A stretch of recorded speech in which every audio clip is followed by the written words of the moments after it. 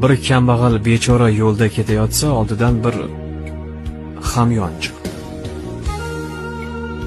Ichini ochib qarasa, bir tiyin tanga bor ekan. Kambag'al ota-onam anchadan beri sut ichmagandi.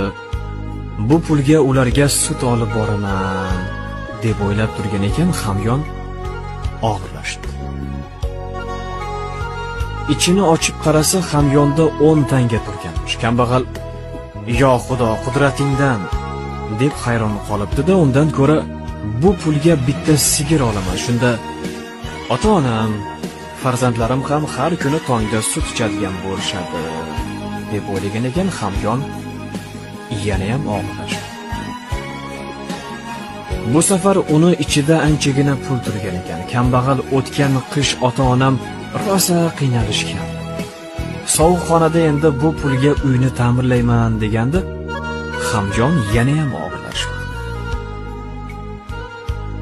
O'shanda kambag'al xotinim anchadan beri bu uyda yashamayman deb aytayotgan. Undan ko'ra eski uyni ota-onamga qoldirib, yangi uy olib ko'chib ketamiz deb o'ylagan ekan, hamyon avvalgi holatiga qaytib qoldi. Ya'ni ichidagi hamma pul yo'qolib, o'sha bir tiyin qoldi. Xulosa esa o'zingizdan aytlang.